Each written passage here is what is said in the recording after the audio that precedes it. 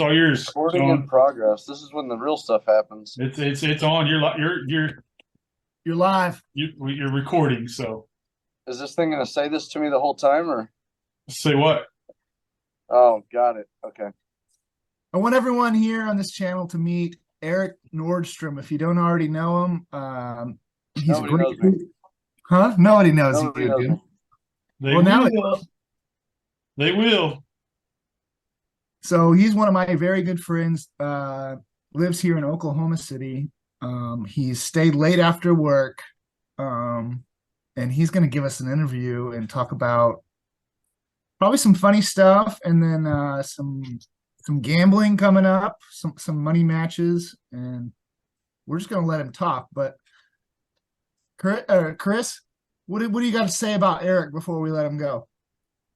Before we let him go, well, he just got on Yeah, here. we got to like pump him up a I don't little want to bit. go We yet. got we got to like say some of his accolades and stuff. Some of his accolades, but I'm you do the financing there, don't you? What's that? You do the financing there at the car lot, I'm the general manager. GM. All Yeah. right, so that's one thing. That's the only thing all three of us have in common. I mean, I sold cars for 15 years, so and then got in the RV business and love the RV business way more than cars. I didn't want Yeah. anyone to know that about me, Chris. Oh, Hey, That is was the like- music is the music too loud in the background here? I don't hear any music. You don't hear any music? No, your microphone All right. sucks. Hey, I still got a button on my iPhone. Okay, don't give me shit. I think it's like an iPhone 8 Plus, or might not even be a Plus. It's just an 8. Dang it! So I got friends who grill me about how I introduce people, and I thank them for it because you're my buddy, and I could say so many different things about you, but We have to keep it PC. It's a podcast, though. we do what we want. All right, I'm liking this better. So, the first time I met you is when you and Alan played the first time at Joey's. I mean, we've talked a bunch. And I know you and Alan found out that y'all had quite a bit in common too, and played in a lot of the same tournaments back in Arizona. You didn't realize Back in Arizona, yeah. Yeah. Yeah, So- it's kind of a small world, this pool world is. It is. And the thing about it is, it seems like when you become part of the pool family, when you stay closer to your pool family than you do your own family. I mean, I've found it that way. I'll tell you this. For any of the younger pool players out there that, I started playing pool when I was 14 years old. Not everybody has your best interest at heart. Majority of people have their best interest at heart. Surround yourself with good people as a young player and watch yourself succeed. The players that surround themselves with the wrong people, and sometimes you don't know if it is the wrong people, but eventually you figure it out. And at that point, you've got to make the move and decision to stand on your own and play by yourself, or whatever you have to do. Don't keep yourself locked down in a situation because somebody's got money. Do what you want to do. Play what you want to play. And that doesn't just go for pool either, though, because It goes for everything. yeah, I mean, you need to surround yourself with positive people. Yeah. If you want to have a positive outcome in life. Yeah. If you hang around negative people all the time, those people are just going to bring you down. I'm a big fan of people in general. I'm sure you guys know that. I like to have fun regardless of whether I'm playing for 5,000. I'm going to have fun playing for 20,000. I mean, it's if you're not having fun with it, you're going to struggle even more, I think. Don't lose focus and talk to the entire crowd. And, Keith McCready's about the only person that can get away with that. Alex Pagulayan's probably about the second best. And then, of course, Ronnie Allen was the best of all time at it. But, staying focused but having fun and still keeping your mind on what you're doing there's an art to it for sure. I thought it was going to be a joking, like just a fun, laughing interview, and then you drop like some bomb in the beginning to It's the kids truth. of America. Kids get taken advantage of a lot in these situations where they're good players and they're very talented at an extremely young age. And I'm glad we've got the junior nationals. What is it? JEF? I may be off here. BEF. BEF, Billiard Education BEF? Foundation. Yeah. Is that the one that Rahana runs, or he's is that JIC. JIC? Okay. Okay. I don't know if they're similar, if they work together, or if they're having a match room and world pool event going on or whatnot, But I like seeing the junior events. I've played in junior events as a kid. I think they're extremely important to teach you not only how to play well under pressure, but also do it with a little class. I'm probably, I don't know. I like to have fun. I get a little bit loud and enjoy myself when I'm out and about. But when I'm playing a big match or gambling, like Alan Hampson's the guy that I've played twice now, and I think I took advantage of a tight table and kind of being in my own environment, knowing Joey for a long time, and being at his pool room for the first match that we played, and beat him pretty good. But just to let you know, he came back and whipped me in Lawton, 50-39, and don't think I haven't forgot about that before we go into this next match. I've got a chip on my shoulder. Okay. Well, let's talk about that. Let's talk about what this next match is, the format and the bet. The format's a little bit different, huh? It is. I'd say. We can thank the people that were putting the money up for this one.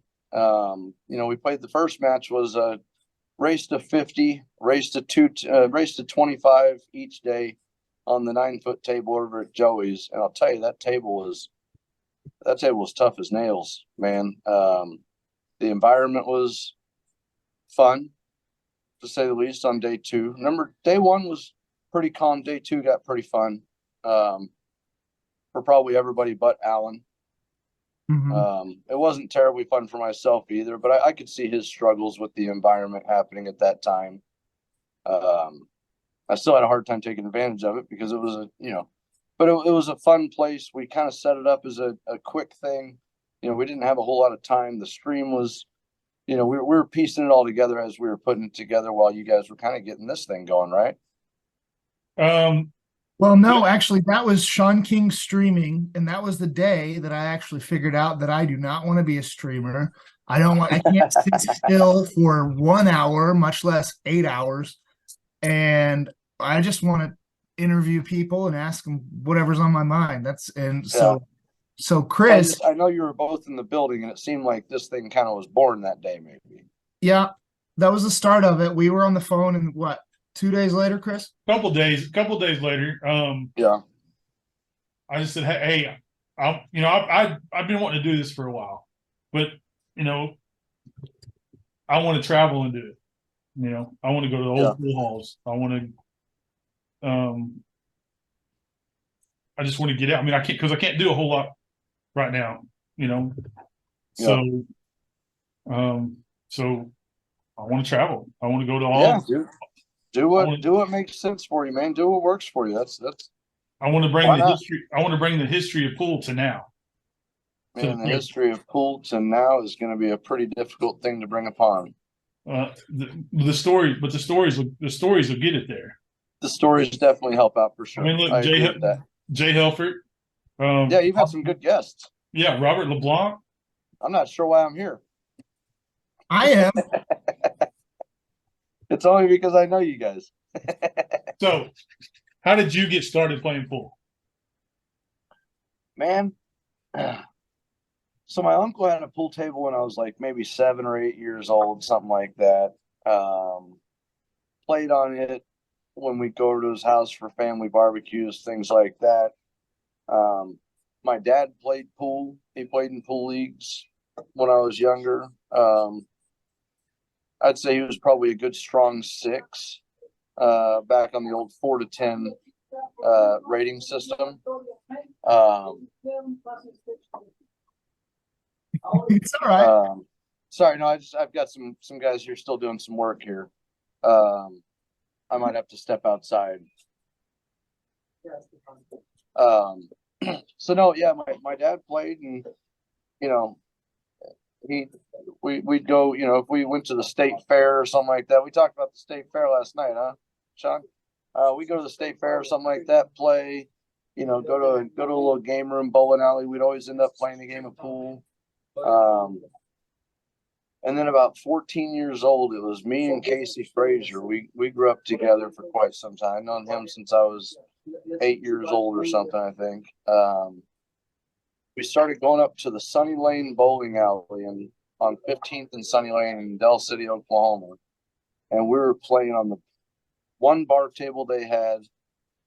And we were just playing against like my older brother, his older brother, their friends. So in our minds, we're 14 and 12 years old and we're beating the 17 and 18-year-olds. We should go try to do that somewhere else because these guys don't have any money. Like we were playing them like a quarter a game. We figured if we go somewhere else, we might have a chance to go play for more than a quarter a game. When you're 14 and 12 years old, I mean, that's how you get started, right? We'd go to Jamaica Joe's on 15th Street, one of the all-time legendary pool rooms of Oklahoma for sure. I know there's some amazing pool rooms around the country and around the world, but Oklahoma Jamaica Joe's was definitely a big part of the community. I mean, I worked there when I was 15 and a half, right when I could get a job. That was where Jan and Charles, the old owners, hired me on to clean pool tables and sling sodas, But we started playing at the bowling alley. We went over to Jamaica Joe's and we were on the bar table side. We didn't know what the 9-foot table was necessarily yet. And we didn't want to figure it out yet either. When you go look at it, you're 14 years old. The table looks pretty big. Did a little bit of small gambling with, people from between 9 and midnight when we were allowed to be out or so.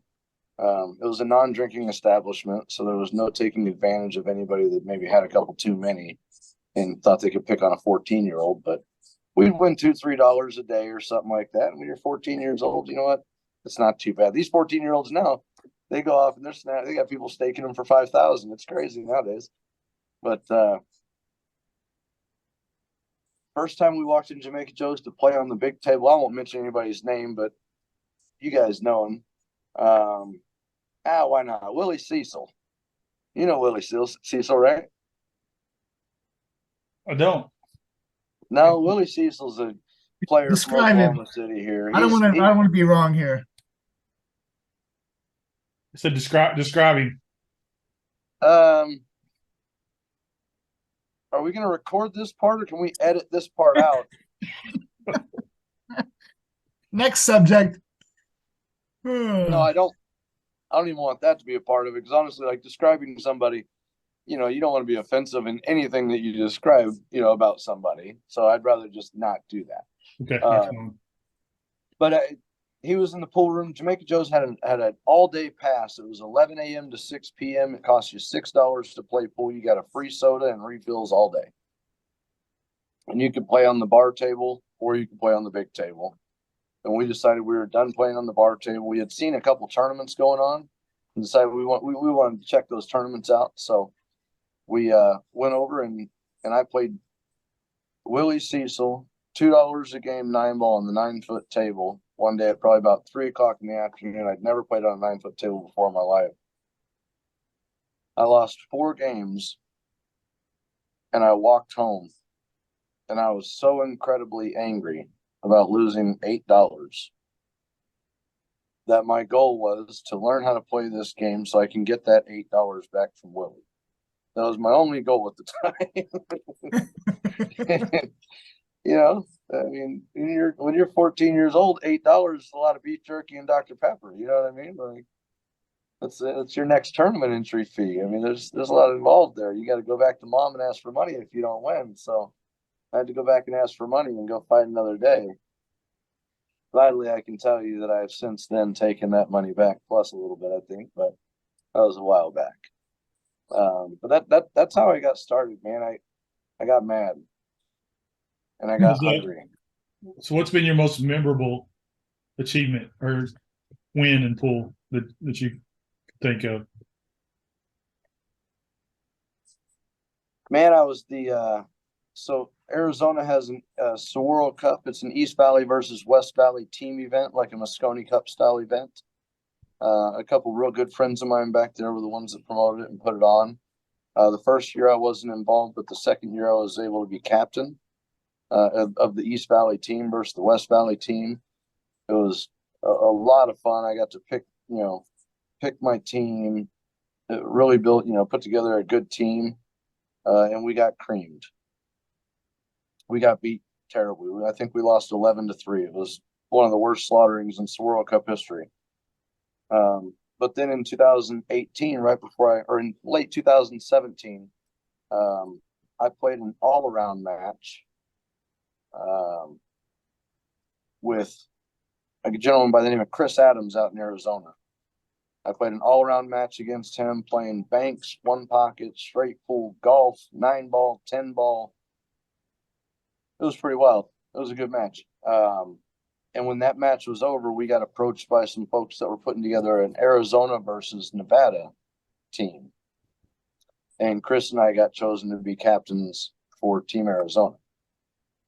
And so we got to choose a team, and I got to get my revenge in that match. That team had Gary Lettman. A lot of people know Gary Lettman. Gary Lettman's an amazing player. He beat me on his way to going to work at Griff's in Arizona, and then I got the opportunity to put to beat him in the Desert Cup. Southwest Desert Cup is what it was. Arizona versus Nevada. So we had Mitch Ellerman on his team. Ozzie Reynolds from CSI was on his team. Gary Lettman. Forgive me, anybody that I don't remember, but I had put together a team, and one of the people that was on that team, Team Arizona, was Bernie Storr. Bernie Storr was a good friend to a lot of people in Arizona. She unfortunately died during COVID in 2021. If you've seen me wear this shirt in my match, when it's a live stream match, I wear this for Bernie. This is her thing, was Google me. There's a pretty funny story that I can guarantee you, if you'd like to do an interview about Bernie, Sarah Miller from Arizona was about one of her best friends and would probably enjoy talking about Bernie's story. She was a really, really good player. Played in a lot of AWBT events, which is Arizona Women's Billiards Tour. They do a great job putting on events out there. Good community out in Arizona. But Bernie was just one of those people that everybody got along with. Nobody disliked Bernie. And if you disliked Bernie, probably nobody else liked you. She was just that. She was that girl. Played really, really well. I think she was like a 590, maybe have breached 600 a couple of times and hovered around that 595, 600. She's played in a lot of women's, professional tours and things like that and done pretty well. She's got a great record in BCA Vegas. Big shout out. She was one of the teammates. We were down 0-2 in points, and the next match was Bernie Storr and I, Scotch doubles against Mitch Ellerman and Ozzie Reynolds. Bernie's a 590. I'm a 640. Mitch is a 750, and Ozzie's a 689 or something at the time. It was a lopsided. It was a tough, pretty lopsided match, but the heart that Bernie showed in that match, and myself, and we were good friends, and we practiced together for the match, and we both played really, really well. And we ended up beating them, I think, 5-2 or 5-3 to score our first point of the match. And then we went on to beat them. Gosh, I want to say it was 11-3 or 11-4. We ran off about 5-6 points after that match. It was a pretty big match. That was a fun accomplishment for sure. So probably my most memorable accomplishment, I would say, playing that Scotch doubles match and beating those two that are great players in a Scotch doubles match with Bernie. All right, I got my first question for you. Compare the Oklahoma pool scene and the Arizona pool scene. I don't think there could be anyone with a more valid opinion than you. So we're talking about the competitive pool scene in Arizona and Oklahoma. Man, what's better here? What's better there? What do you wish you could bring here that's there, vice versa? Well, they're so big, right? Like I mentioned earlier, the World Cup is an East Valley versus West Valley, which means it's still Phoenix, but it's so big that we have so many players from the West side and so many players from the East side that it just got to become a rivalry. Um, I think a rivalry is good in pool, whether that be Oklahoma City versus Tulsa, Oklahoma City versus Dallas, which is extremely tough. I mean, that's Texas and Dallas Fort Worth area. They're some jam up players down there and extremely consistent. In Oklahoma, we've got the same. Well, they've got 8 million Dallas is people. doing We've got 1 million. what's that? They've got 8 million people in their city, and we've got 1 million. Yeah, and just like Phoenix has, 4 times the amount we have too. Um, but Phoenix's pool community is fantastic, man. They've got some really, really creative ideas. Um, I started a tour called the Straight Shooters Pool Tour before I had moved away, about a year and a half, 2 years before I moved away. It was a 7 and under tour where first place points winner won a custom pool cue and case and things like that. We had I think 8 events with points leaders and such. Since I was only involved in it for about a year and a half before I moved away. Since then, I think Eric Lervold and Priscilla Hernandez out in Phoenix have taken over that tour and turned it into a 560 and under, I think, which is pretty similar. I think is that about a 7 or is that an 8? 8.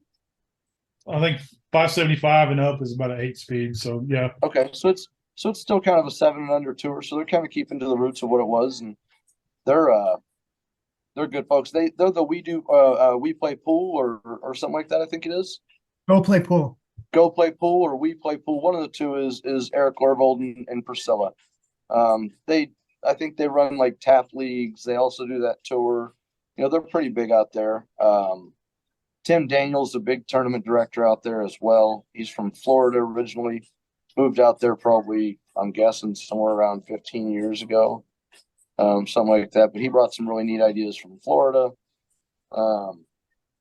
Junior Flores, another tournament director that did some big things out there. Chris Adams ran several pool halls, owns his own bar now with lots of tournaments, chip tournaments. Chris Adams brought the chip tournament to Phoenix, and that thing exploded. You had 65 players playing on a Tuesday night, and it was over by midnight. Just kind of give you an idea. There's some pretty fun stuff you can do there. But they did tournaments that were really cool, man. We did East Valley versus West Valley, Arizona versus Nevada. You had sponsorships by local businesses of people that are in the community. The Oklahoma Pool Players Services page, I opened up that page to try to help kind of bring people together to help spend their money with pool players, try to keep that money in the community, do some advertising when you put on these events. Those people like to, that was, I learned it from Junior Flores and those guys that started that stuff in Arizona and how they got to promote it and move forward. They didn't do it for the money. They do it for the love of just putting on the event. The World Cup and the Vegas versus Phoenix, there's 300 people sitting there watching. We had to rent bleachers just to be able to make the thing work. I mean, set tables off to the side. It was Moscone Cup of Phoenix, and that's what it was. And when you played on that team, that's how you took it. You know what I mean? This is as close as I'm ever going to get to the Moscone Cup, right? Is Arizona versus Nevada. So what did I do? I represented my team. I grew a mullet. I can see that. I can see that. But no, it was a good time. If I'd say what Arizona does better than Oklahoma, I think is they schedule their tournaments better. Their tournament directors have a Facebook group that they put their tournaments on a schedule and they really try to work with each other. Now you catch some bickering and some things back and forth at times, but in the long run, it works itself out.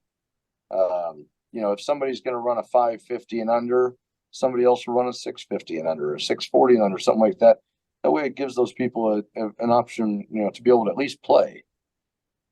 And the pool halls and the bars, they used to work with each other in Oklahoma, but when Jamaica Joe's changed hands and then Bill's opened up, it's like they were always competing against each other instead of helping each other out. So, and I wasn't really out here for all that. Mhm. You know, I came back home September of 2018, and Bill's was open and Jamaica Joe's was still open. I went to Jamaica Joe's because I loved the place, not because I knew all the people.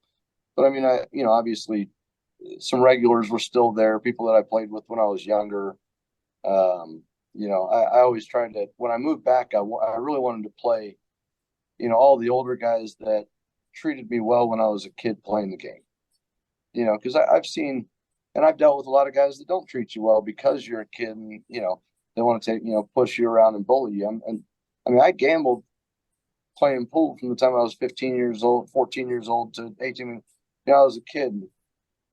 Hey, I was kind of a son of a bitch too because I knew I was a kid and they couldn't do anything about it in a lot of cases. You know what I mean? Like, so we battled back and forth, but ultimately, you know, the people like Mark Dimmick, Casey Massey, you know, guys like that, that when you played and you asked them a question, they wouldn't hesitate to help you out. James Walden, you know, I used to play with James Walden on a snooker table, even 9-ball for 5 a game when I was 16 years old, just because I wanted to learn how to move in him, you know, move in the game of 9-ball like he did, because he moved so good and played such good safeties.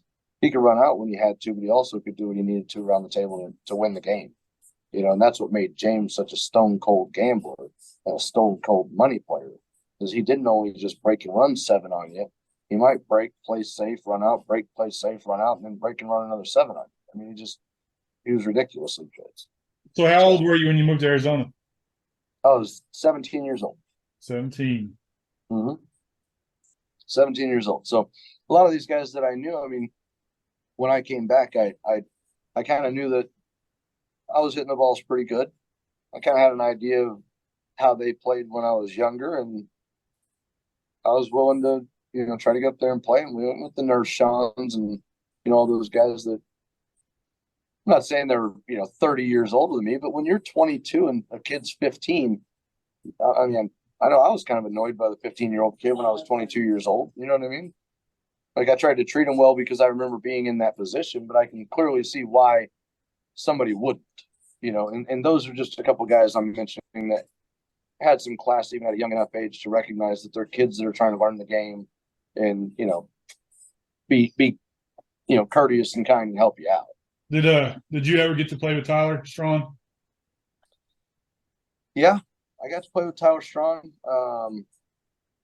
Not a whole ton because they lived up in Tulsa. You know, we used to go What up a to Tulsa talent. and play. Oh God, watching Tyler Strong play 6-ball on the 12-foot at the billiard pallet or pay ball on the 12-foot snooker table that had pockets about this big and the balls were about that big. So I'm not sure how they went in, but when he hit them, they went straight in the middle of the pocket.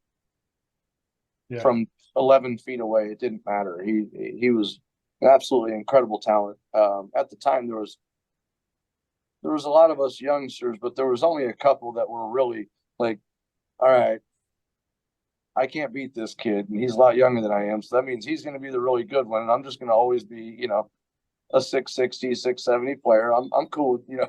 I mean, don't get me wrong. It took me a lot of work, but these kids have been there since Joey Gray, Chip Compton, Tyler Strong, you know, these Shane McMahon. Good God. How about Shane those McMahon's four all living in 14 years. one state and all What's being? that? How about those four all being kids in the same state Yeah, playing pool? yeah, that's what I'm talking about. I mean, when Joey first started playing pool, uh, I mean, I helped Joey learn how to play the game of pool. I met him when he was 10 years old. He'd never hit a pool ball before. Casey Frazier and I showed him how to hold his cue. I showed him how to draw his rock. You interview him, you ask him who taught you how to draw your rock. He's going to say Eric Nordstrom. I appreciate it. It's on his bio on his bar for Joey's bar. I think it's really neat, and I couldn't be happier at the success that he's had. You know what I mean? It has nothing to do with me. All I did was show him how to put his feet and hold a pool cue.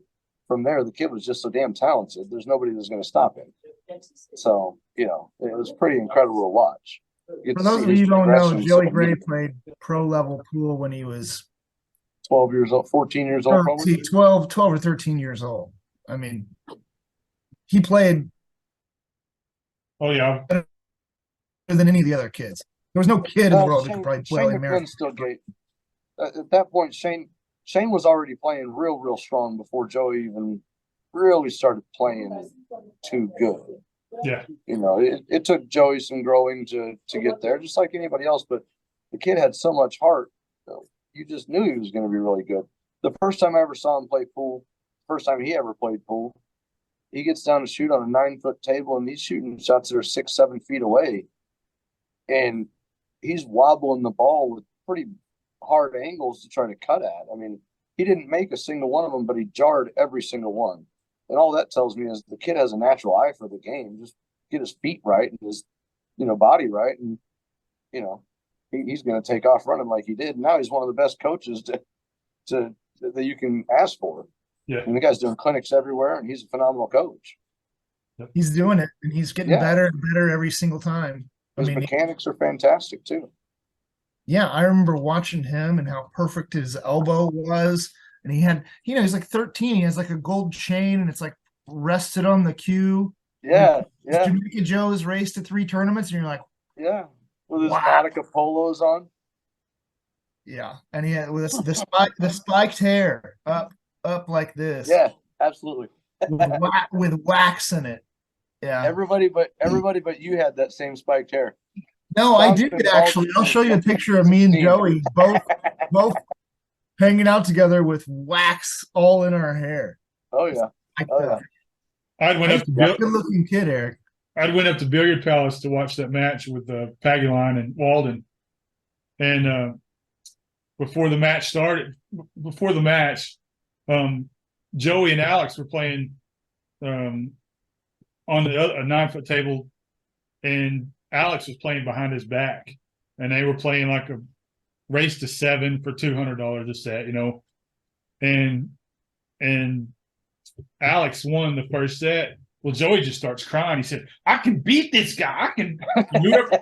And whoever was backing him said, "Well, don't just talk about it. Get up there and do it." And he got up there in the next match and beat him. But like I said, he's playing behind his back. But he's always had a lot of heart for the game too. Oh, I can't think of anybody that had more heart for the game than Joey Gray. That when you said he cried, it's just because he was so young and had so much heart in him that he didn't know how to contain. He just couldn't keep it inside. He was so angry because he had such a fighting spirit, and he still does. I mean, look at the guy. The guy lifts mountains and runs up mountains all day for a living. Like, he's an animal. Well, to me, as watching grow up, that had pretty close to as much heart back then was Mark Shelton. I mean, Mark, he's not the talent that Joey is, but the heart's there for sure. Yeah, absolutely. Yeah, Mark's an intense player. When he gets down, you gotta respect that for sure. Yeah, he's an intense player. When he gets down on the table, he's got one objective, and that's to handle business. I mean, the whole time. There's nothing else. There's he's not. He's not talking to anybody else. I mean, he'll chat a little bit with people, but it's very, very minimal. And he's very intense at the table, and that's what makes him good. That's how he focuses, is what I'm assuming. That's how he gets down.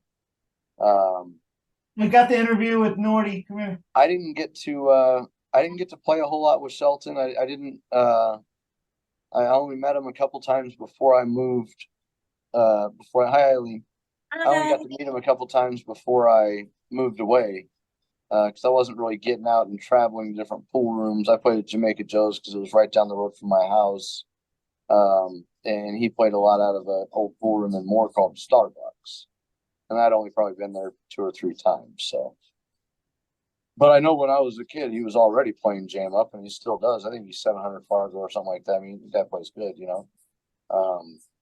So. Yeah, there was a bunch of kids that played good pool, man, and we need that. We need that a lot. We've got some kids in Oklahoma that are hitting the ball pretty good. I don't want to leave any of them out, but there's there's quite a few kids that are hitting the ball pretty good, and I think they've got an opportunity to be pretty talented if they can just slow down a little bit. But they never will. They won't slow down until they're 28. You know. So, are you doing so since you're fixing to play for 20,000? Are you doing anything to get mentally prepared for the match yet? I've been mentally prepared since I threw the towel in on the last match that I got beat. From that moment on, I haven't been intensely practicing. I do that a lot of times. Anytime I have a big match coming up, I'll be at a random pool room somewhere in the city most of the time, practicing, 2-3 times a week, or if not 4 times a week for 2-3 hours, either by myself or with someone like, Sean, Joey, Chip, someone like that. If I can, if they're available, I like to get in there and play with them too, because I know if I can get in there and battle and fight with them, then I'm going to have a good chance getting in there and battle and fight with my opponent and making sure I'm playing smart. So there's 3 new diamonds at Heroes. So where the 9-foot table's at, they're on the other side of the table towards the back wall. So I guess we'll put you on the one in the middle, which is table 8. That way we can block those other 2 off, and that way they can kind of make an arena out of it. In my stream, Shannon come up with this little PVC pipe thing that I can hang from the rafters and turn the phone around there and stream the bar table. And then when you play on the 9-foot, I just turn it around, and then there's the big table. Pretty you slick. Can do that, or the way that room kind of lays out, you could probably even put that diamond up on a dolly and put it right next to that 9-foot table and create that arena that way for the bar table portion of the match. Shut down the 9-foot table, move the chairs to a circular, to an area around that, to whatever looking from the table we played at that 9-foot table right there to the left of that 9-foot table. If you put that bar table there and then rope everything off, then you've got a pretty nice little spot up, set up. He had talked about that, but he don't want to move. He doesn't want to move the light. Oh yeah, the light. You'd have to move the light. Hey, give me just 1 second, gentlemen.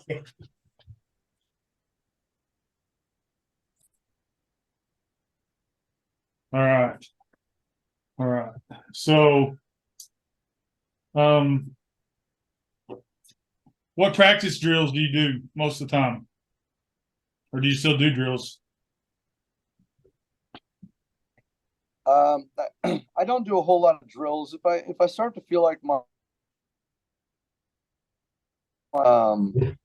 then I'll set up some straight in shots and work on shooting straight in shots. Maybe set them up a little bit close and then move them further and further away to make sure that I'm getting it dialed in that way. And then I also like to bring it back towards me as well, so I can stay dialed in on the small, on the shorter shots as well. Kind of stretch it out to the pocket and then bring it back like a yo-yo on just a straight line shot down into a corner pocket or something. But my break is probably the weakest part of my game. And that's something that I've been working on, because I feel like I got outbroken the last match. Tin Ball is a beast. There's a different character when it comes to the break. Do you watch yourself play? Do you go back and watch these last two streamed matches? Chris, I don't subscribe to the pulling around stream, so I can't watch my. Oh yeah. Let's cut this. Let's cut this right now.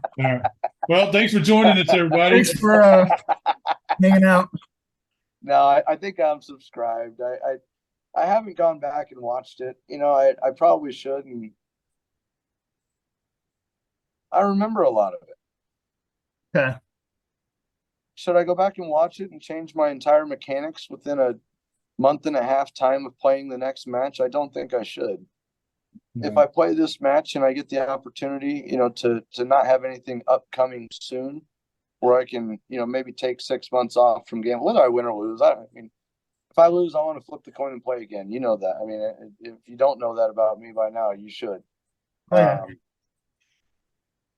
I don't, I want to play again. I like the game. You know, if I don't get in games that I don't think. I mean, I'm not scared to gamble. I mean, I'll play with somebody. I mean, you know, those matches I was playing with those boys that came up from Dallas. You know, they're both higher rated players than me. They play, you know, for a living. That's all they do. Man, I work 60 hours a week in the car business, 75 something. Hell, I'm working right now. You know, I just had to go answer a question for the boss. I got off an hour and a half ago. You know, just the fact that I'm here means I had to answer a question. But you know, those guys are great players, but there's a difference of, you know, what I liked so much about those events that I speak about with the team events like the Moscone Cup thing is when you get 250, 300 people that you know all of them, and you know, like, these are friends that you'll drink a beer with, but they're heavily rooting against you because right now you're on the opposite side. You know, there's some pressure involved in playing for your side, and you know, I like to play as hard as I possibly can for anybody that's involved in my side when I play. I don't take it lightly, whether I've got anything involved in it money wise or not. I don't take it lightly. I take it very seriously, and if I get beat, then the guy played good, and you know, maybe I didn't play as good as I should, but I hate saying that because, you know, obviously the guy's up there and he's under the guns and under the lights as well, you know. And if he wins, he played good enough to beat you. So whether you said you played bad or not, he played better than you did that day or that 2 days, you know. And I want to walk away saying that I played better than he did. And y'all's Fargo, I want to outgun. And y'all's Fargo is so close to even that. Yeah, I mean, how could you not go into the game thinking that you can win? I mean, we're both going into it with the same mentality. Yeah. Al and I are the same guy. I don't know if you guys have recognized this or not, but we're virtually the same human beings. No, because we'll interview him next, and we'll prove that's not the same. You two are how old is Alan? Geographically have been the same places and have the same demographics, but y'all don't act the same at all. Alan, no, I'm not talking about that. I'm talking about as far as what we do, right? What's Alan? 42, 43 years old, 44 maybe? I'm right in there, yeah. Okay, I'm 42. Alan's got 2 kids and a wife. He works. I got 2 kids and a wife. My kids are 13 and 12. I think Alan's right in that same range. Right there, pretty close. We're talking around, you know, around that match. I mean, we're a couple of working guys that just like to still get down when our wives let us. Yeah. You know what I mean? That's the beautiful thing that we have is I've got an extremely supportive family. My wife, I mean, she doesn't want me to get out and play. Most people, when I bring my wife, they're like, "You have a wife?" She doesn't go to the pool halls. It's just not her thing. That's my thing, and she leaves that, you know, to be my thing. You know, once the kids are graduated and out of the house, things like that, if she wants to start coming around, she can. If she doesn't, she can do whatever she wants. You know, but that's what we are. Is we're just a couple of dads that are, you know, getting out there playing, and our kids love watching it. My kids think that they think I'm a celebrity because they see me on a live stream that has 43 people watching it. Yeah. I mean, my kids came down and watched day 2 of that match last time, and I promise you, that's a moment that I'll never forget. My wife and kids getting to sit there and root me on and tell me it's going to be okay and watch me, and what I think was the most important about that is my kids got to see me lose with class. We didn't fight about it. There was no reason for that. Alan's a super nice guy. I mean, I want to eat his heart out on the pool table. Don't get me wrong. But as soon as we're done, whether it be done with day 1 or done with day 2 or done with this saga of all these matches, we'll see how that goes after this one. How we might double the bet and play again. I don't know.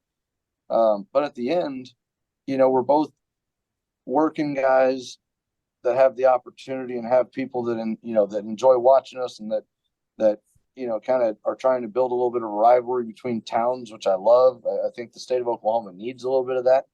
You know, I hope that Lawton shows up in a big, big way to support Allen in this match.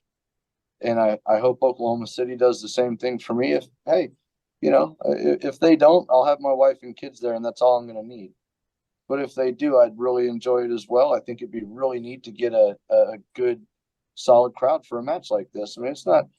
We're not Shane Van Boning and you know, Sky Woodard and these guys. I mean, these guys play and thousands of people watch it, thousands of people bet on it. We're just a couple small guys, but we're betting like they are. I mean, you know, betting 10,000. It's you're not just go walking into the pool room playing $50 sets here. I mean, you're playing for something big. It's awfully fun. Yeah, it's not pocket money. No. So But you got to make sure that you're prepared for something like that. So have you heard about the sort of Red River Cup the Red River Shootout we're trying to put on? Well, it's not little, and we're not trying. We are doing it, and we've partnered up with Rick and Jeff down in Texas, and we're the Oklahoma part. We're the Oklahoma side of the river. What? We're doing it. So Okay. we need the five.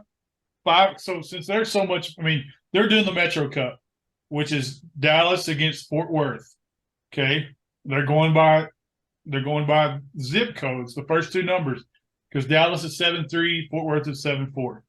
Well, we can't do that here. We can't do that here because no, we got Central. Well, I mean Dallas is bigger than Oklahoma and Tulsa combined. Right. So we've got to go by area code.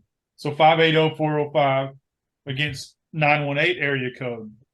So, put a deal out there for people to vote. Which is what they did. Who do you want to pick to play? From Oklahoma City or from this area versus the Tulsa area. I've only had one on Tulsa side that said they'd even play, and that's Spanky. Right. Chip said he twisted his ankle and he's out for a while. Yeah, he said a high ankle sprain. Yeah, he does have a high ankle sprain. I saw him the other night. Yeah. He said it's been 3 weeks. He was limping around. Yeah. No, those things take several months to figure out, man. I mean, they're pretty tough to deal with. Okay. So that's why he didn't play. That's why he didn't play the Texas Open one pocket, because he sprained his ankle I think 4 or 5 days before that. Oh, he was down there to play, I think, but I don't think he ended up playing. He said it was jumping into a swimming pool with some kids or something, and he's getting older too. I mean, we hurt ourselves in easy ways when you get older. It happens. I'm just kidding, Chip. So top 5. Well, just top 5 voted, not necessarily the top 5 players. I mean, because you got Shane's the number 1 player in Oklahoma right now. Yeah, probably. So it'd be Shane, John, Jeff, Spanky, like maybe Marlon Isbell, maybe Eric Picker, Christian Young. I mean, there's several up there that would probably be there if they got $1,000 to put up to play.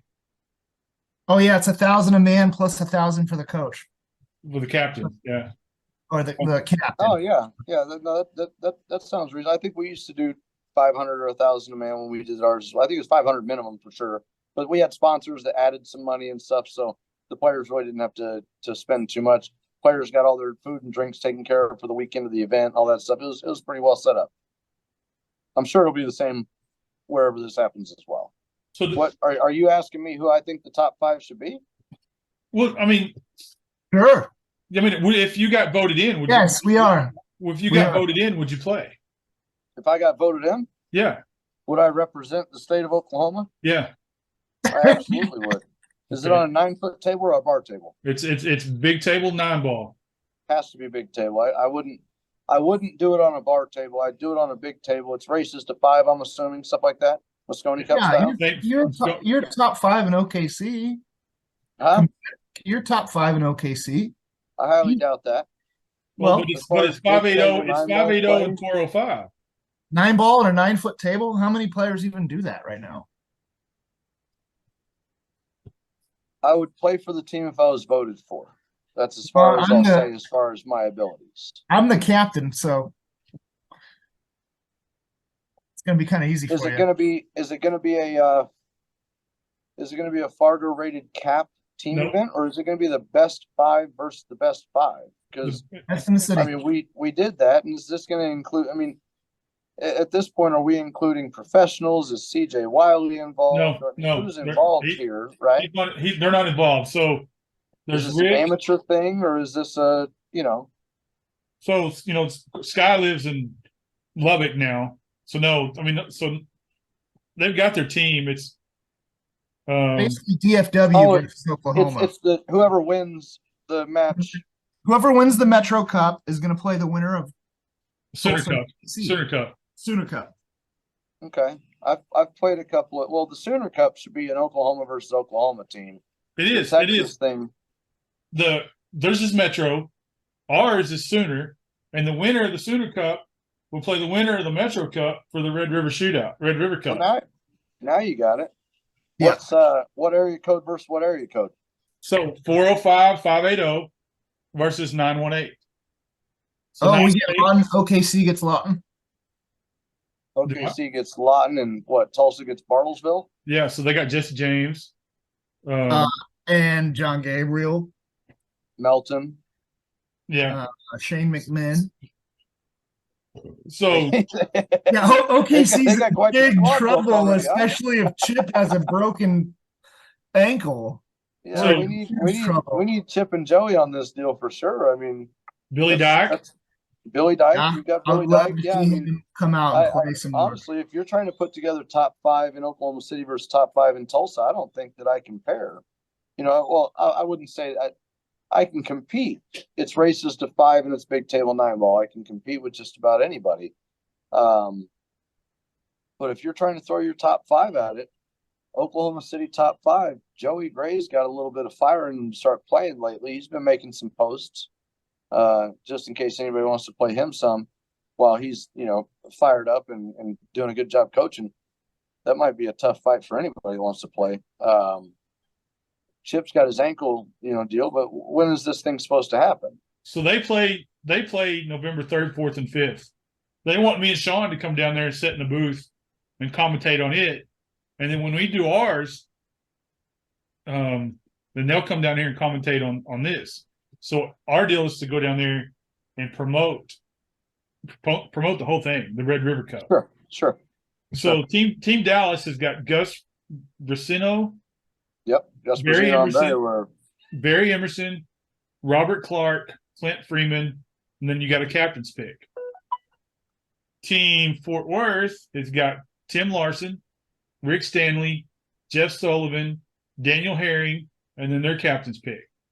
So there's two pretty strong Let's talk teams. about this captain's pick for a second. When is it going to be announced? Is this like the surprise? We bring in Jeremy Jones on Friday or what? Like, what is the captain's pick? Will it be announced? That we need to discuss that with them. So we did a Zoom call. Looking at the teams, I don't know Barry Emerson. I mean, if he's on that team, I'm sure he's a fantastic player. Yeah, but I honestly think if you're going to try to go at Dallas Fort Worth, man, it's you're gonna. We need the whole state. You might. I mean, if you let them combine the two teams, like since you're doing it, one team wins, that one's the team that plays, and it makes more sense. And hey, man, John Gabriel is a great player. He's a 740, did awesome at the Space City Open. What did he take second in the Space City One Pocket? I think it was. He can beat anybody. Yeah, a heck of a player. But I beat him in a race to 9 up in Tulsa at whatever that pool room up there is called. What pool room we went to that tournament? Oh, I was in with you. I remember that. Yeah, what pool room was that? That new pool room that Deep opened up. pockets. Deep Pockets. Yeah, Oh, we yeah. went up there and I played him and beat him. I think 9-7. Yeah. Something like that. I mean, so if I could beat him in a race to 9, I could beat him in a race to 5, right? Yeah. So yeah. The only thing that I'm going to bring experience-wise is I've done this before. I know how to do it. I mean, in a race to 5, like I said, is you play the best pool of your life for 5 games, and hopefully you walk out of there with Keep a W. going with Oklahoma City down the list. You're going to end up on it. Just keep going. You went from Joey, and now Chip's hurt. When's it going to be? Still while Chip's hurt. And then who's next? I'd want to do ours in December, because if they do put Jeremy Jones on the Dallas one, but he lives in Denton. or Louisville, one of the two. I think he lives in Denton. If they put Jeremy Jones on there, you'll need Chip or Joey. You'll need both of them. Yeah, You'll need both of them to and beat Tulsa. Shane. yeah, You need both of them to beat Tulsa. But Shane can't be on Oklahoma City's team. No, but I'm saying you need Chip and Joey to beat Tulsa's team because Tulsa has Shane, and they've got John Gabriel. They've got Jeff Melton. I'm sure Jesse James. You said Shane Jones. Yeah, Shane Jones is a good player. I've been compared to him a little bit down here by a couple guys. I'm sure I know him, from 25 years past, but we haven't met yet, Shane.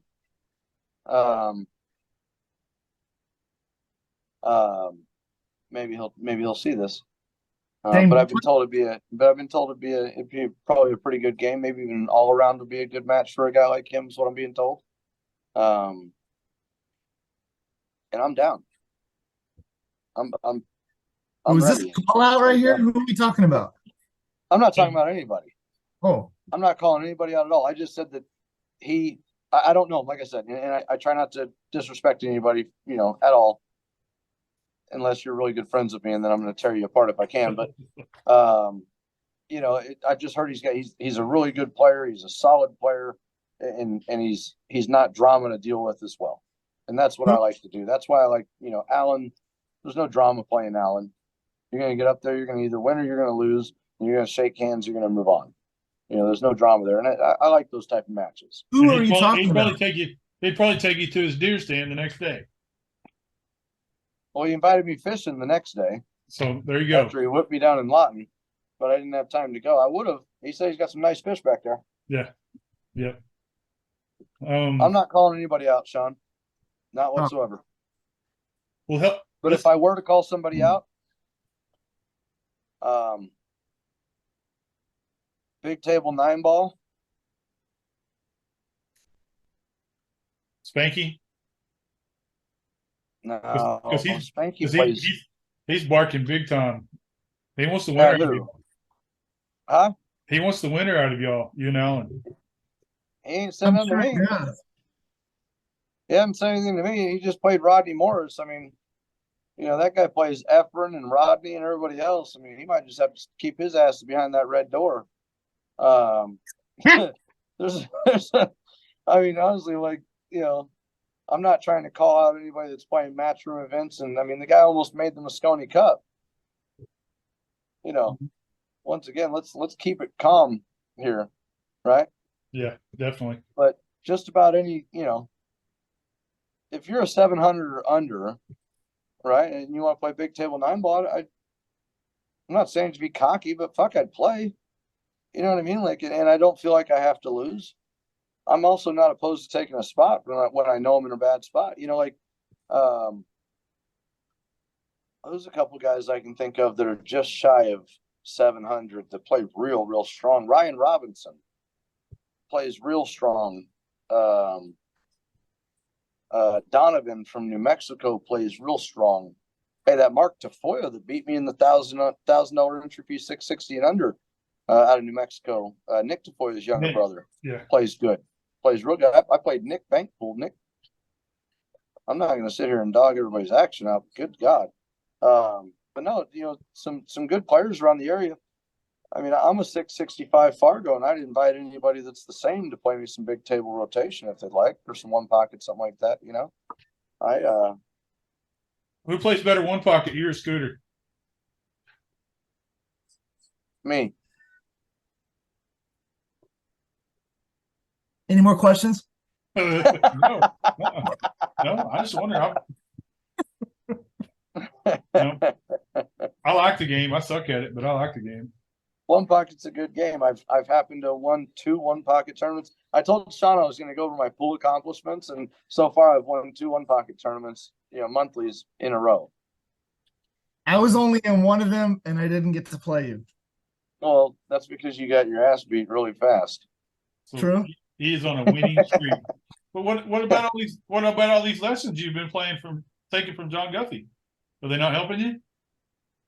They're not really lessons. They're more like when I completely just choose the wrong shot, he like berates me.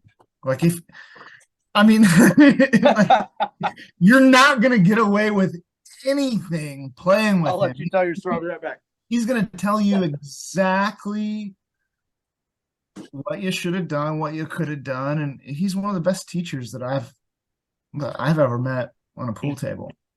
He's super nice guy. You know, he showed up to my wedding after it was over just to come and meet the families and show his support. He also showed up. He volunteered to go help me pick out my tux. Really? Right.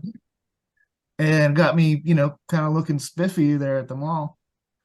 But he's just a super solid dude, and I'm lucky to live next to him. Yeah. Well, hey, okay, so let's wrap up about John Guffey. We're going to get him on the show again. But yeah, he is a mentor of mine. He's 73 years old. He's got about the best attitude you could imagine.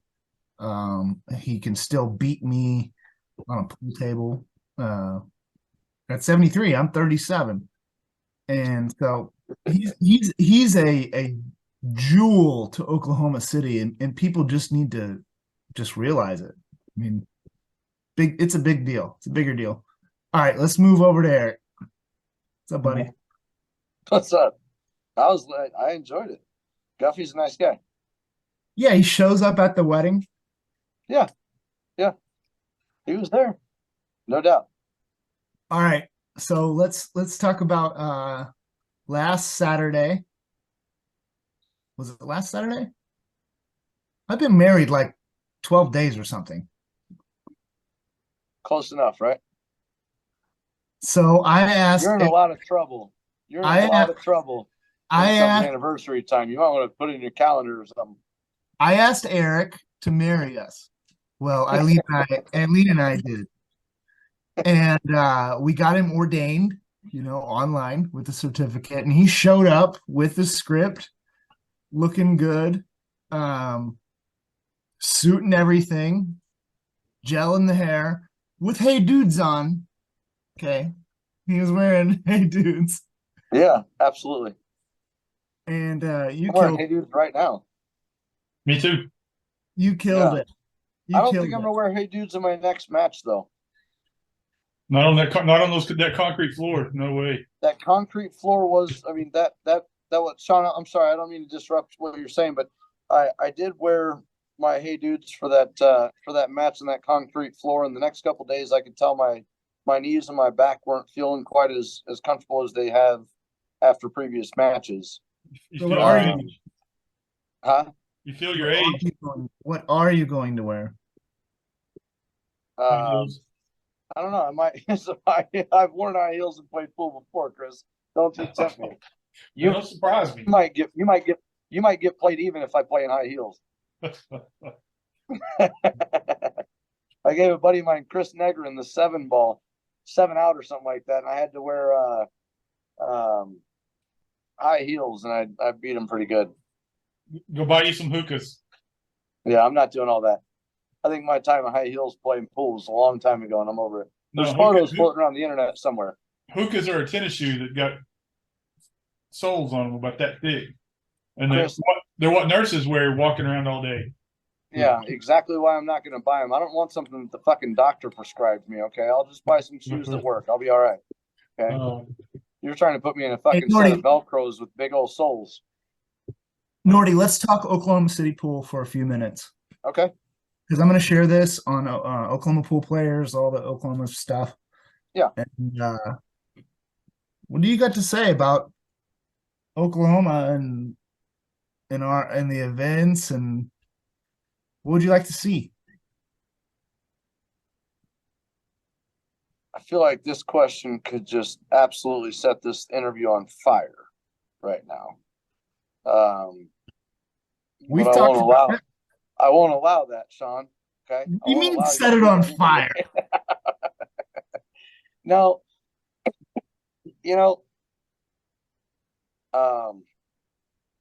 bars need to make money. if we don't have pool halls that make money, we don't have pool halls that we can play at. And I have not seen very many times where 10, 15, or 20 people get gathered up at somebody's house that has a pool table and some action gets stirred up. If that were happening all over town, then it wouldn't matter what the pool room's doing. But it's not, right? It's not poker. There's no underground poker rooms. There's no underground pool rooms. There was this one place this one guy had, I forget who it was, but it was something dojo, something like that, karate, something like that. Had that thing going, during a time where it was difficult to get out to pool rooms and play pool. Let's put it that way. So that's about as close as you'd seen to anything that allows us to play somewhere other than a pool room. So my point to that is we've got to support these rooms, right? There's a reason why all these rooms do lower rated tournaments. It's because those are the people that support the room. I'm going to say it. I'm a higher rated player. I fucking support the pool hall, right? I spend money at the pool hall. The reason why is because I want to go play at a place that has good equipment, and that when I get there, they take care of me like I take care of them, right? I mean, we want to complain about having a piss poor equipment, right? But we don't want to spend any money when we walk in the pool. We just want to suck up oxygen and drink free water, right? Higher players, we got to do better. Lower players are the ones that spend money. That's the fact, and that's the reason why there's those lower rated Fargo tournaments. I mean, not to like aim at people, right? But how many lower rated players have you ever seen drinking water and grabbing a fucking bag of trail mix out of their pool bag while they're in the middle of playing? But how that's many lower rated players have you ever seen do that? Not fucking one. But there's a difference. How many higher rated players have you seen snacking out of their pool bag instead of snacking on the pool room? But there's a difference between a pool player and somebody that plays pool. There's a difference. Your league players, a lot of your league players, that might be the only time that they play. Yeah. APA and stuff. They might be at your bar one day a week. Now, I mean, where am I going with that? Where you're going with that is taking care of the people that show up there 4 or 5 times a day, or 4 or 5 times a week. Yep. Sometimes 4 or 5 times a day if they're bouncing around in different pool rooms, stuff like that. But the people that are there 4 or 5 times a day, that's great that you're there 4 or 5 times a day. But are you there for your benefit, or are you actually spending money? So are you just sitting there sucking up free oxygen and getting your entertainment without spending any money? Or are you spending money at the pool room? So I don't drink. I don't drink for one reason. Because you don't have to drink to spend money at the pool room. No, you don't. You don't. But I just jumped on a Masters team, okay? Well, the bar that they played out of, because he kicked the guy off the team that didn't win one match all year and picked me up.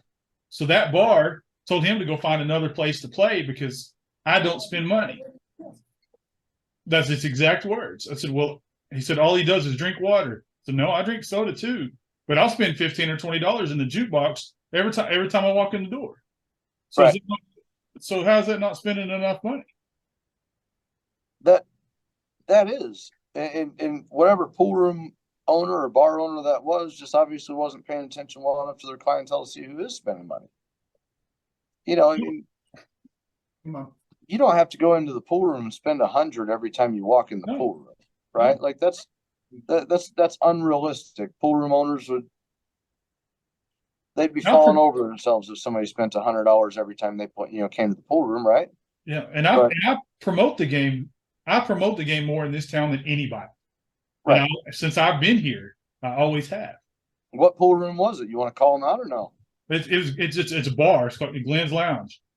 Right. And I think the world. Tommy's one of the vendors, that provides the tables and stuff around town. Uh-huh. And he doesn't even run that bar anymore. His daughter does. But me and Tommy have never had any issues. But he doesn't feel like. I guess he doesn't feel like I spend enough money because the guy that got kicked off the team drinks like a fish. I don't think it's something he's doing that he's trying to do personal to you. Maybe he's friends with the guy that drank like a fish and doesn't really like how everything gone down. And he's using you kind of as just a workaround of getting that team out of his bar and getting a different team in that his buddy might be able to be on. It sounds like a backdoor workaround to me. As far as like just using you as an example to just kind of move on from that team. It's nothing personal, I don't think. I think it's just. And I didn't really take it personal. Yeah. It was just, I thought it was kind of petty. And Yeah. then to put it on Facebook. Right. And that shouldn't be a thing. I mean, obviously, Facebook has gotten everybody a little bit, crazy these days. So, but I don't know, man, just go to a different bar and play where they care about you, where they appreciate you. I mean, that's, Yeah. you got some bars in Oklahoma. I'll tell you one thing about the bar scene, about the pool scene in Oklahoma, is you've got some really good pool hall owners. Mm-hmm. Yeah. I don't know who the owners of Don Quixote's are, but I know that they promote, tournaments and things like that and do things to have, there was a time when there was a belt match going on. The Don Quixote's hosted a lot of events there for a belt in the city here. Chester's, John Barton.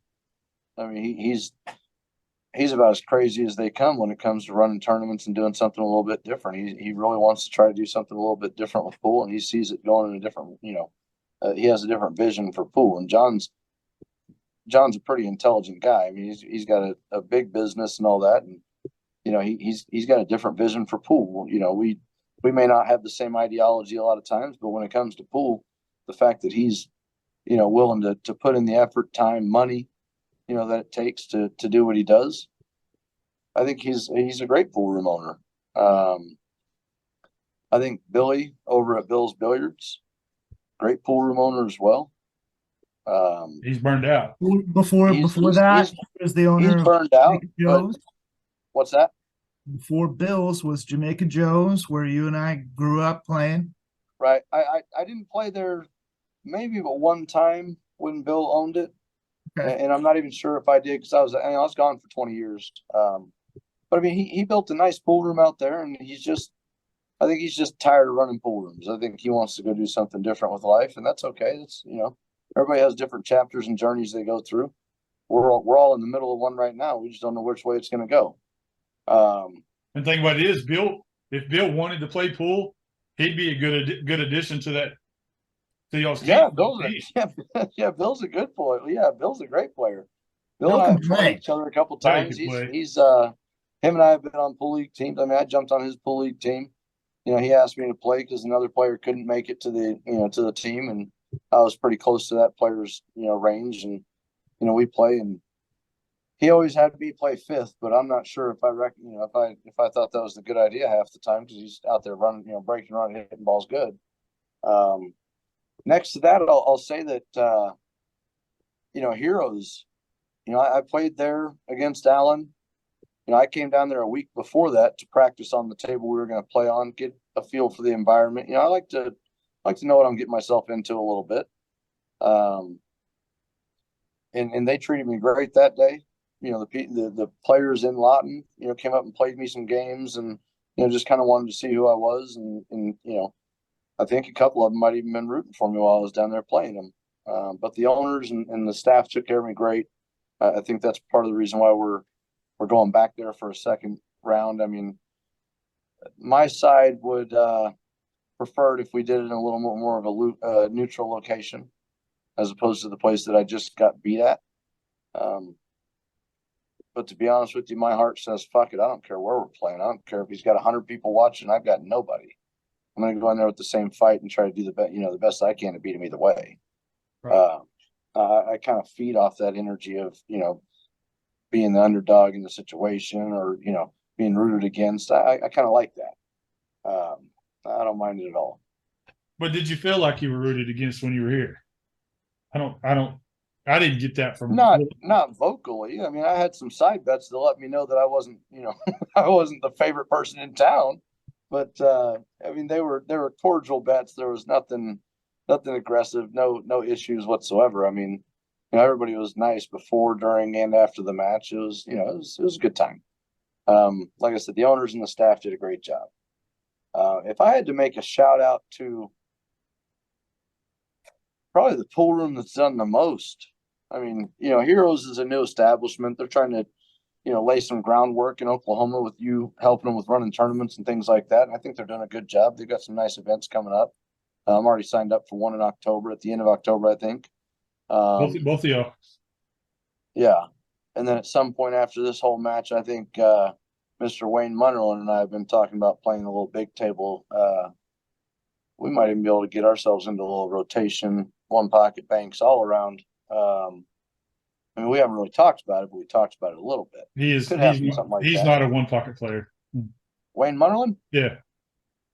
He told me he was. Well, he may be now. I've played him some one pocket. If I can beat him in one pocket, he can't play one pocket. I like these city rivalries, Chris, because anybody from Oklahoma City that wants to play somebody from Oklahoma, I mean from Lawton, from Oklahoma City versus Lawton, or I get to come see you, you get to come see me, and we'll probably be a part of it. Yeah. Hey, when I come down to Lawton to play this match, I hope we have a crew of people that come down to gamble against the crew of people you guys got up there. I mean, you guys got players of all sorts. I mean, there was a lot of action being talked about, just before our match started, right after our match ended, of different people wanting to match up and things like that. Let's go back to that here in a second. But this shout out to this pool room. It has to happen. Okay. Yeah, do it. Lucky's. Yep. I think John Barton's done a fantastic job with Chester's, but I think he had a lot of he was already kind of developed. I mean, obviously Lucky's over on 44th and May has been around forever. I mean, it's probably the oldest pool room. Well, that and Chester's are probably competing. There's about 2 years, but 2 years different. About 2 years difference. Okay. Yeah. But what those guys have done, Will Worthy and Patrick Heyer. I'm sorry. Yes, Patrick and Will, what they've done over the last 6 months, let alone over the last, how long have they owned it now? 2 years, 3 years, maybe? Second year, yeah. A year? What they've done in second year. Okay, so this is the second year. What they've done, I mean, Will's been there for a long time. He was there with the previous ownership. And, he's been so loyal to the place that, he's now a part of the place. I mean, he's been a part of the place for a long time, but he's definitely a part of the place now.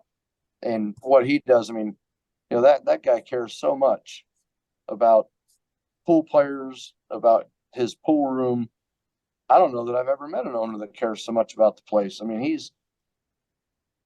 not to say, you can just go in there and complain all you want, but I've heard people talk, to Will about a pool table and the felt, not playing right. And next week I go in there, there's new felt on the table. Like he cares about his players. He's got real nice equipment in there now. I think he's almost got all of his bar tables converted from valleys to diamonds. He's got the Littman style ring lights around. I'm not sure who's building them for him, but somebody I think is custom building those.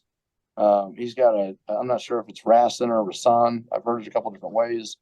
9-foot table that, when you fire a ball in, it sounds like an old school Gold Crown. I mean, that ball sounds nice when you fire it in that pocket. Those Rassans play pretty good, and it's the only one in the state, I think. Mm-hmm. And then he's got 2 real nice tight diamond tables. He's got a beautiful 3-cushion billiards table that gets a lot of activity out here, which I think is kind of neat because that's a game that a lot of people don't understand. And you go out to Lucky's, you could learn that game by sitting there watching. And the gentlemen that are playing most of the time will answer questions for you as well. But just as far as a growing pool room, someone that's gone from a 5 to a 9, Lucky's has really shot up, and they've done a great job. So anybody that's watching this, if you come through the Oklahoma City area, you absolutely have to make a stop at all those pool rooms. But Lucky's, give them a chance, man. It's in a rough part of town, but you don't feel like it when you're in there playing. No. And I think the thing that would make it a 10 is if they had a grill in there and served good food. That's true. Yeah, That's true. I 100% agree that, food is what keeps somebody at a pool room. That's right. That's right. There's a beautiful, beautiful pool room. Probably the cleanest pool room I've ever played at in Mesa, Arizona, called Main Street Billiards. Thor Scoggins, the owner of it, he took it over, gosh, I want to think 12, 15 years ago, something like that. Probably the cleanest pool room you'll ever see in your life. I mean, if somebody gets off a table, it's wiped down. The floors are vacuumed. It's incredible how clean he keeps his pool room and his equipment the same. He has a real good diamond mechanic out of the West Coast named Zach that does all of his work. He's real particular about how his tables play. He's got a nice little pit area, nice diamond, 9-foot table area, and then bar tables. Right, he's got about 40 tables in that pool room, 45 tables, something like that, and it's that big and that clean. But they've got like a convection oven, that they use to cook. So it's pizza rolls and chicken wings and things like that. It's not, Chester's with the burgers, or high pockets with or not high pockets, deep pockets with the pizza, and the specialty things and the good burgers. Bill's has good food too, Yeah. Good food in the pool room is what keeps players, when you have those tournaments, keeps them there instead of asking the tournament director, hey, when's my next match? I want to go grab something to eat. Right. And that is Care if they have food or not, though. Personally, those lights in there, I mean, every single table's got a professional pool light on it. There's no shadows. Those Lippmann lights or whatever kind of lights they are, they're not cheap, and they did it. Yeah. But food's got to be next. But I'd rather have the lights. I'll eat the taco truck across the street every day. That taco truck across the street's really, really good. So, that truck gives most trucks the 6 for sure. Absolutely, it's a really good truck. Really good truck. Well, hey, let's let him go. It's after 9, and I know that he's probably family wondering where the hell he's at. So, I've had a couple text messages come through or so, but I haven't answered them yet. I'm telling you, all my years in the car business, I'd like to have those years back, because my kids grew up so fast that it was just like 1 minute they're this small, and the next minute they're gone. So yep. Yeah, that's the life of a working father, right? You tournament players out there, local, regional to Oklahoma, you're lucky that Nordy works every Saturday. Yeah, you're extremely lucky, because if not, I'd donate $100 to every tournament every weekend. So I'm gonna put this out there. So y'all two pairing up. We'll see y'all two play Scotch doubles against somebody. From Lawton? Sean and I? From anywhere, yeah. Not from anywhere. Hold on. Calm down, Chris. From Lawton? I asked Wayne Munderland because Wayne had said something about him and Alan maybe playing some Scotch doubles against somebody in Lawton. And I already offered up Sean King, and Wayne turned it down. Wayne immediately turned me down, said Sean's damn near a pro and all this, and we can't play. But I'll tell you what, if he wants to play and Alan wants to play and we want to set up Scotch doubles, I've got a buddy of mine. He doesn't play a whole lot. When he does play, he's but Casey Frazier. Mm-hmm. Right now, I'm a 665. He's a 666, and I think Wayne and Alan are probably right around the same range. Yeah. I think Casey and I'd probably step over there and play him a little bit if they wanted to do a Oklahoma City Lawton matchup. Since I'm going down there, I'd like to see them come up here. I know that Wayne's not a part of this deal, but I'd like to see them come up here maybe if we can get something like that going. They want to play some Scotch doubles, I promise you Casey and I'll play. That sounds like a little call out.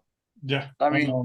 666, 665 versus, I think Alan's like a 668, 780 based off the last time we played.